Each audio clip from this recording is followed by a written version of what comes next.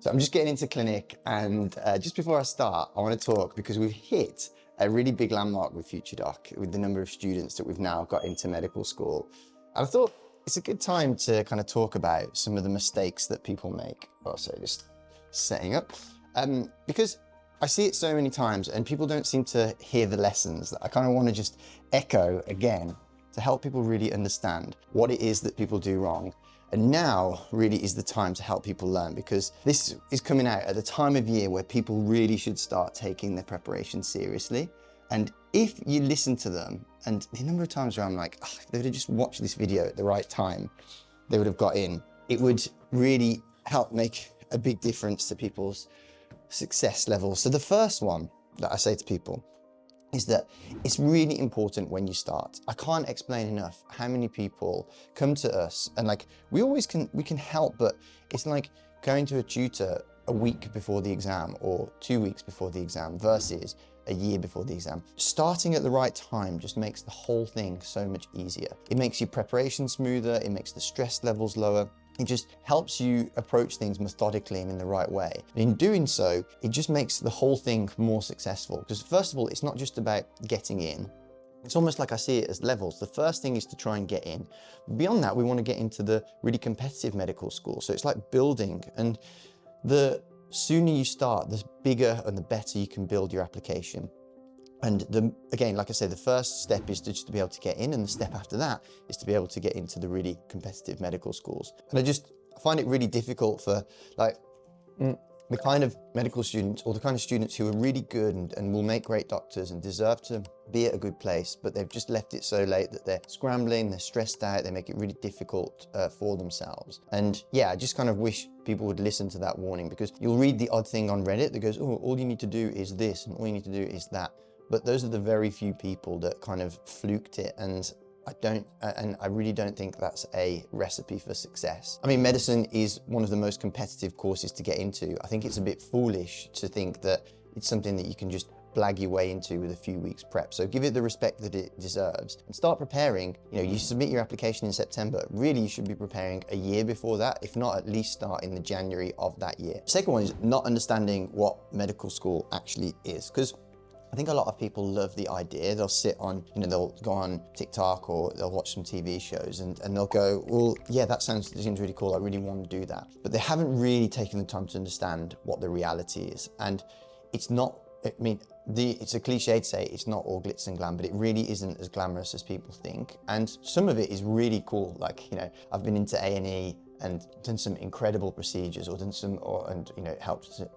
and helped with some incredible operations that you come out and think that is just literally one of the coolest things I've seen. But at the same time, there's the mundane stuff, and then there's the day-to-day stuff, and there's the less glamorous side of things. And people really need to really understand that, because if you're going in thinking that it's all just really like, rainbows and sunshine all the time, and then you get hit with the reality of it, it's a grind as it is. And if you are kind of going in and getting put off by that stuff, it's not gonna have much longevity for your career. So really important to understand, get as much experience. I always say work experience forms the foundation of a strong application. So that's why it's so important, because we need to really understand the profession, what it's like, the reality of what going in there is going to be like. So go and do that, because that's really important. Third mistake is usually generic personal statements. One of the most important things, personal statements differ in how much the universities use them, but it kind of almost formulates all of that experience that I talked about before and puts it into a way where you've understood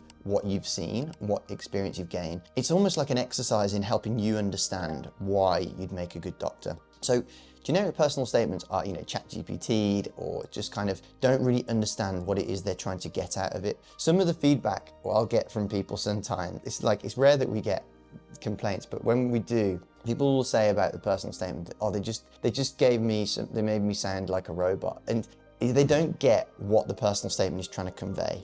And what you need to do is convince someone why you would make a good doctor. And they don't want Hollywood like, oh, for all my life, I've dreamed about this and like all this impassioned stuff. It's nice, but that's not what sells you in a personal statement. What sells you in a personal statement is that you know why you want to do it. You've understood what it is and what you're getting yourself into.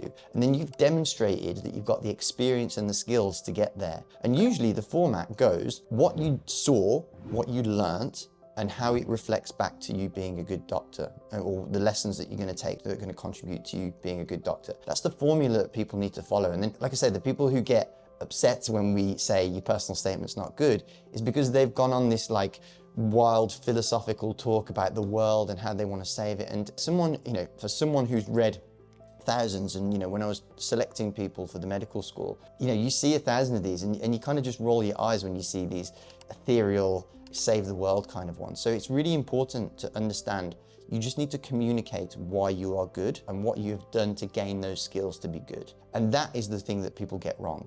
And again, don't underestimate the personal statement, because it's something that even if the universities you apply to don't use it, it is something that will help consolidate in your own head, and when you go to interview, and reread it before you go to interview, because they will use it as to why you are doing this and why you'd make a good candidate.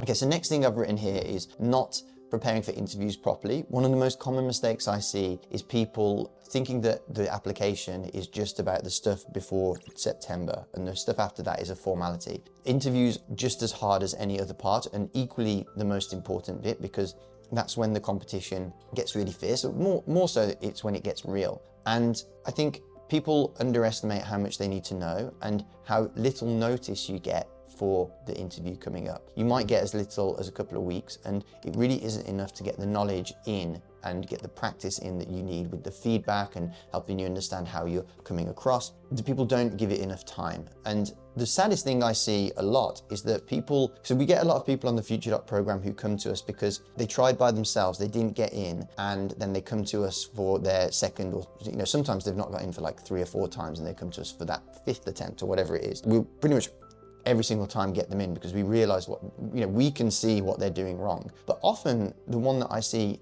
very commonly is the people who get, smash the UCAT, they get 4 interviews and they don't get a single offer. And it's because they haven't taken it seriously. They haven't realized the amount of prep that needs to go into it, the knowledge that they need to have, and just how to put themselves across. The interview training that we do at FutureDoc, I think it's so valuable just for life, not just for getting through the med school interviews, because being able to communicate well, being able to speak well, being able to answer questions and structure your thoughts and present it in a coherent way, those things are invaluable life skills that will help not just in medical school interviews, they'll help in your career as a doctor to be able to present a case well or whatever it is you're trying to explain. But also they're just great life skills. I always talk about the world, they talk about force multipliers, things that no matter what industry you're in, if you're good at these things, you'll excel. And one of them is speaking, and that's essentially what the interview is. The other one's learning, your ability to learn really quickly. Coding used to be one, I'd say less so now. Arithmetic, just being able to do numbers quickly so that you can navigate the world without having to use a calculator. So these are the kind of things that when we train someone to be a really good speaker for interview, it just is a really valuable thing. And you should take that opportunity of this interview to learn that life skill, because it will put you in really good stead. Okay, then finally, what do we have? Yeah, cramming for the UCAT. So I would say people confuse online that you only need a few weeks for the UCAT, with the UCAT prep is in phases, and the last phase we don't want to be too long, because the last phase is the intense phase. The UCAT exam, if you've not kind of come across it yet, it's almost like an IQ test on steroids. You have to do lots of mental acumen tasks, whether it's reading, maths, logic, whether it's ethics, you have to do them at speed. So what we need, it's like almost like we need to learn how to do it slowly, and then we need to speed it up. And the thing that people think is you need to do all of that in a short period of time, because otherwise you'll burn out. But what does get people to burn out is if you do too much of the high intensity, because it's an assault, a mental assault. It's an assault on the brain because of the speed that you're doing it. And when people do that last phase, which is like really cranking the intensity, you're practicing these tests, they're fast paced, all the time, go, go, go. Yes, people do burn out because it's just too much mental processing to go through for a sustained period. But The slow bit, we can practice for a decent amount of time. We can get good at understanding what we need to do, understanding the techniques, and then we crank up the intensity. So having to cram for the UCAT is a recipe for driving people insane, and something that I would recommend people avoid as much as possible. And again, it just comes down to that early preparation and giving yourself as much time to do it, really. But it really comes down to people kind of taking for granted how difficult the process is, and also kind of overestimating or being unrealistic about how good they are. This is a profession that takes the really high level people, and it is something that you can learn how to get yourself there, but a lot of people just assume naturally that they have what it takes when they don't understand quite how high the bar is to get into these sorts of things. So I guess my final mistake that people make is that they try and go it alone. What they don't realize is that everybody has some sort of help, whether it's from people who have been in the profession. I mean, these days it's changed so much that even consultants they've never sat the UCAT exam, and the interviews have changed so much. But everybody is getting help in some form. And I think it's genuinely the quality of help that makes the difference these days. But I also see it with schools. Like, schools say, oh yeah, we help with medical school, and the students will be like, oh, I'm covered. And I've been into some schools to offer my own help and see how they do things. And I realized that they aren't as clued up as you might think. And when we kind of start talking about our spiel and, explaining how we help, they kind of are like looking at us like, we're playing 3D chess to them. And I kind of think what we're doing is just, to us, it's bread and butter, but we realize then that what when this is what you do, this is your sole focus, compared to people who kind of just do it because they feel they have to do it to provide a service. It's night and day. I think it's like the difference between some government services and some private services that do it for like a business, and that's because it's what they do, versus it's kind of something that they have to provide. I think that's a really big thing to bear in mind. But I'd say, yeah, the mistake number 5 is not getting help, and whether that's help, obviously not everybody can afford the help, especially not the stuff that we do at FutureDoc, and a lot of people don't get into the program anyway because they're not suitable. Getting the right sort of help, whether it's free stuff on YouTube or whatever it is, you need help kind of separate yourself. And the standard is so high now that everybody has access to a lot of resources. So anything that you can do to give you that extra edge is the difference. But especially this year, we've got the highest number of UCAT takers ever, over 41,000, which, quick maths in my head, I think that's over 5% higher than any other highest year we've had before. So it's so important now more than ever to have those marginal gains to distinguish yourself between other people. So if you'd like our help with the FutureDoc program, we're getting better every single year. We've got an incredibly good success rate, and we really want people to get in. We've got a guarantee if you don't get in as well. That's how much we're devoted to and want to get people in. So if you want to find out about the program, you can check out this video here, and we'd love to have you apply and see if you qualify. But otherwise, just take these lessons on board. Don't leave it too late. Don't underestimate things. That's probably how I'd summarize this whole video. Take it seriously and give it the respect that it deserves, because it is a tricky profession to get into that is getting more and more competitive. Thanks for watching. I'll see you in the next video, and I'm about to start clinic.